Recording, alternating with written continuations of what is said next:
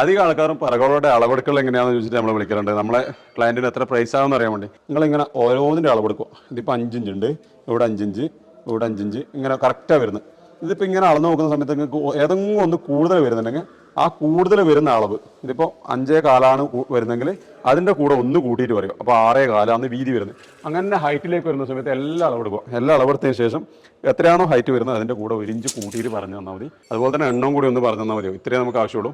അപ്പോൾ നമ്മൾ കൃത്യമായിട്ട് സ്ക്വയർ ഫീറ്റ് എത്രയാണ് പ്രൈസും കാര്യങ്ങളും പറഞ്ഞു തരും. നമ്മൾ ലോങ്ങിൽ വന്ന് നോക്കുന്നുള്ള ആ ഒരു ബുദ്ധിമുട്ട് നമുക്ക് ഒഴിവാക്കാൻ വേണ്ടി പറ്റും. നിങ്ങൾക്ക് ഒരു ഘട്ടത്തിൽ പ്രൈസ് കൃത്യമായിട്ട് മനസ്സിലാക്കാനും ആ ഒരു രൂപത്തിൽ ചെയ്യാനും പറ്റും. പിന്നെ ഒരുപാട് ക്വാളിറ്റി വ്യത്യാസമുള്ള സാധനങ്ങൾ വരുന്നുണ്ട്. നല്ല അലൂമിനിയം വരുന്നുണ്ട്, സ്ക്രാപ്പ് അലൂമിനിയം വരുന്നുണ്ട്, ഒരു മീഡിയം ക്വാളിറ്റി അലൂമിനിയം ഒക്കെ വരുന്നുണ്ട്.